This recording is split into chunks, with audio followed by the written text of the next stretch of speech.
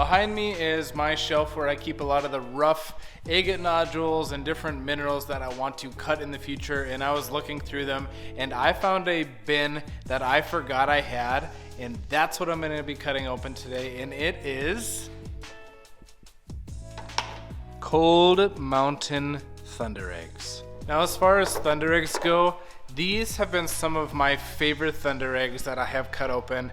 They come from Mexico, and I got all of these from the gem shop. It's gonna be linked below, and I'm gonna be cutting it on my high-tech diamond saw, the 10-inch with a thin center blade. I am so excited. These can be so beautiful on the inside. If you love thunder eggs and you haven't heard of these, you're gonna love them. I'll be shocked if these aren't amazing, but we gotta cut them first to see if they are.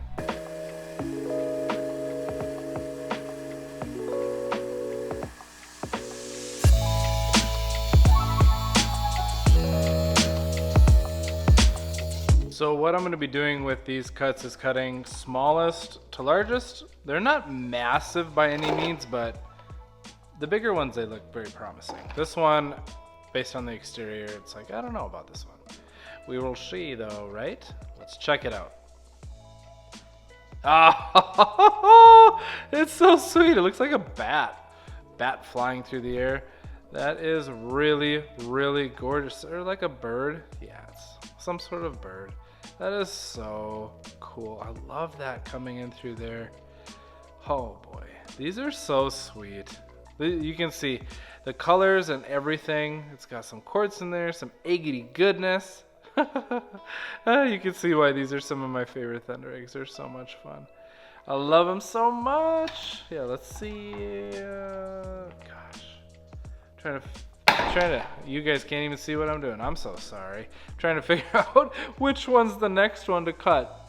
It's probably this guy right here, and looks like it has a very funky little window there, and right there, a couple slick spots.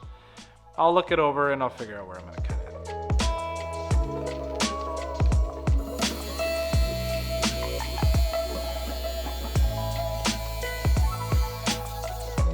Yeah, so I spent a decent amount of time trying to figure out where in the world am I gonna cut this, because normally with thunder eggs, you can read the ridges and stuff like that, but these ones, they have just these really weird like windows you can see here and here, and I was like, well, we're just gonna go right in between it. You know, they're windows, but not ridges. I don't know. So hopefully it played out and it's nice inside.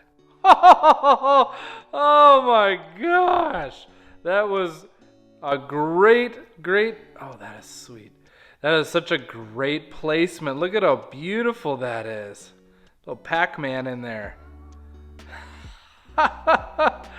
Oh, that is so sweet. I'm just like so happy with that. I saw like, okay, there's this little splotch in the center there, little splotch in the center there. Ah, sweetness. That is so cool. Order, and same goes for high-tech diamond. If you guys want to get into lapidary, they have a bunch of different models and sizes, and use my code, it gets you 10% discount on accessories and stuff. So yeah, just like the thing I used to clean the blade at the beginning, that's called a dressing stick. Anyway, I want to get back to cutting. This guy looks like the next one. Look at how funky that is. That is sweet.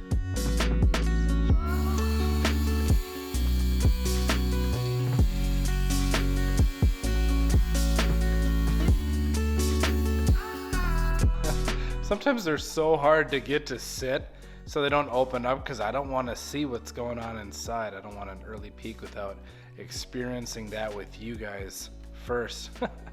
Oh, this is a really good looking one. I'm gonna zoom in now, because yeah, let's just check it out. Let's see it. Oh, different. Very different. Not at all a disappointment. That is really sweet. I wish I knew what that color, like, if is it just part of the host, that kind of that grayish coloring, or is it a different mineral present? I'm not an expert with, you know, a lot of things, minerals and geology and all that stuff. I have a lot to learn. I have a lot to learn. I'll be the first one to admit it. But yeah, I just think it's so cool. Really, really pretty. Kind of looks like someone's squinting at you. That's kind of neat. So, as I've been cutting these Cold Mountain Thunder eggs and they've been successful, I've been taking the halves and setting them over here on my CabKing bench where I polish many, many stones. Now, I don't know, probably not going to get to the polishing in this video, but I kind of want to show you guys later at the end of the video a new process that I have for prepping stones for polishing.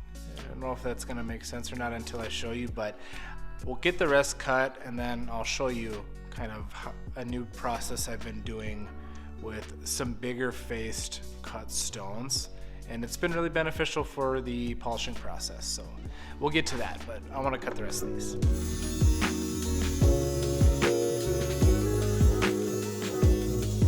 Look at how beautiful that is just on the outside. That's so awesome. I think I made a good call on the cut placement. Let's see. Oh, it's so colorful. That is awesome. Oh, weird. Man, oh man, it is gorgeous. Absolutely gorgeous. They're like mosaics. That is so pretty. Is that right? Mosaic? Stained glass? You let me know. Almost looks like a little face there. Golly, that's so pretty. Oh man. Kind of, I don't know, kind of sci-fi. Got like little space scene in here. There's like a moon kind of coming over like a mountain range here. Really weird. I don't know.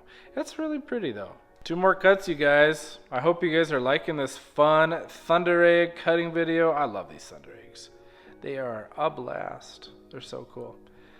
This one is kind of more of a tell because you can see what it has right here. I think I'll cut that one next and save this one that's kind of lumpy and bumpy as a mystery for last.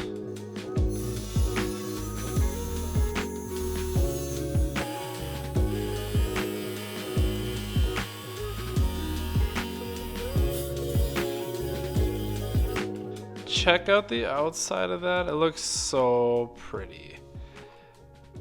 Not much on this side. Let's see what's inside it. Oh, it's got a geode pocket. That is awesome. Oh my gosh. I can't believe how beautiful that is. Look at this right here. It's like a little smush spaghetti-o. Beautiful eggity goodness coming in through there. Oh man. You know what? That looks like Lake Superior.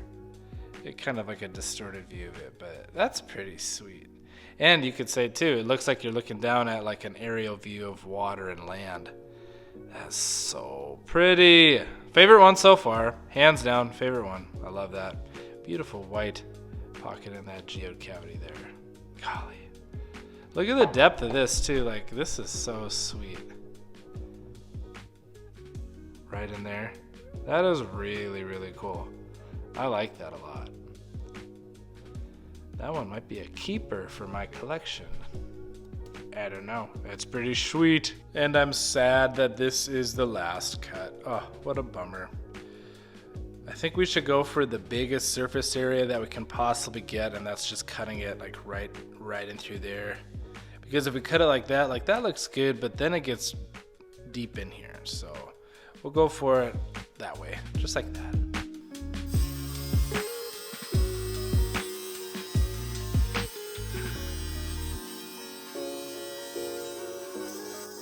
Final cut. Feel good. Is water coming out of that? Is there a geode pocket inside that? I bet there is. Nope. But that is my favorite one so far. Look at how pretty that is. I think that one and the last one are tied. It's just so beautiful. And I opened it up and I felt water drip down. Oh, there is. It's right there. That's not enough for that much water to come out though. That's weird. But I was opening it. I just felt water dripping down my pinky there. But that is so pretty. Oh man, I love how dark it is. That is gnarly. Really, really cool. Oh, that's so sweet. Cold Mountain Thunder Eggs. You're amazing. Yet again. Super cool. See the face? 2 eyes, a nose, and a little smiley face down here. Looks like a skeleton face, kind of. Anyway. Alright, let me show you that thing that I was mentioning about the polishing setup. Okay, so the update on my polishing setup on my CabKing. Normally, I start on the left-hand side with the 220 grit wheels, grinding out saw blade marks, surface fractures, and I move on through the res wheels, 140, 280, 600, 1200, and 3000 grit. And that's how I get my mirrored polish finishes on all of my stuff. I don't go on past that. But I've been trying something new to start, and I gotta give credit where credit's due. Somebody commented on an old video where I tested out expandable drums. And I was talking about like going back and forth between switching out drums and the res wheels and stuff. And somebody said, why don't you just put one of the expandable drums on the end of your CabKing and just switch the belts out? I was like, that's a pretty good idea. So I have tried that out, with the exception of I haven't been switching out the belts because the belts are a little more tedious to get off. And I've also been testing out a brand new belt. It's the 80 grit belt from Eastwind Diamond Abrasives. They sent one over to me to check out and test out, and I've really enjoyed it. Now the key is, if they have deep surface fractures, it doesn't work as well. But if they're very clean cuts and there's no surface fractures, it can grind out the saw blade marks. That's what I'm learning so far, and I have a lot to learn in the future as well. So these ones, after looking at them, don't look like they have surface fractures. They look like they just have some saw blade marks, and I could easily grind them out. So what I'm gonna do is I'm just gonna kind of go to town on the 80 grit belt here with all of our Cold Mountain Thunder Eggs, and I'm gonna at least start the polishing process. There's a lot of them here, and for the much time I have left before it's too late and I gotta go to bed, I probably won't get to anything polished, but at least I can kind of show you what I've been working on. So let me show you the belt, and it's also super quiet, so I really love that part. So I'll be able to talk with you while I'm working the stones.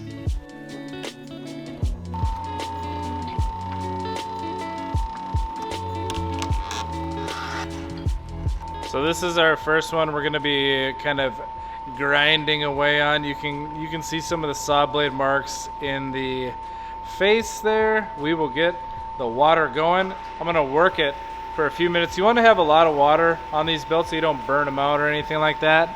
But I've had, like I said, really good success with grinding and prepping the face on stones with no surface fractures. Just those saw blade marks should be fine. So I'm gonna work it for a little bit here. And that's how loud it is. Not bad.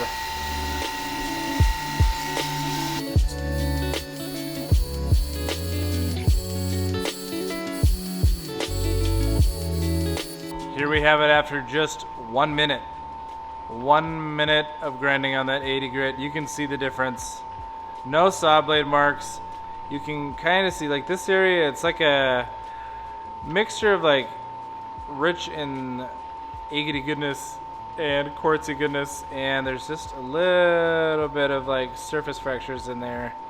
So probably another 2-3 minutes of grinding to get down on that, and I think it would be good. So I'm gonna work on that and work on doing the same with all of these bad boys.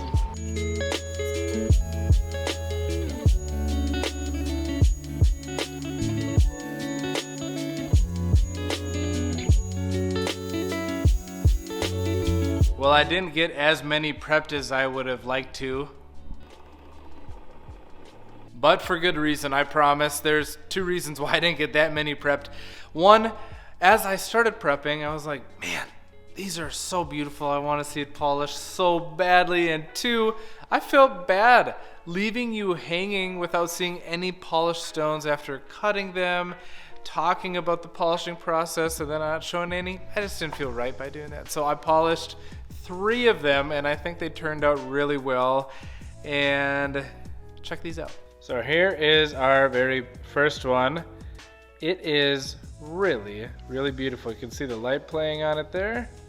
Great colors, sweet geode pocket, and beautiful, beautiful colors right there. That one's awesome. I love that one.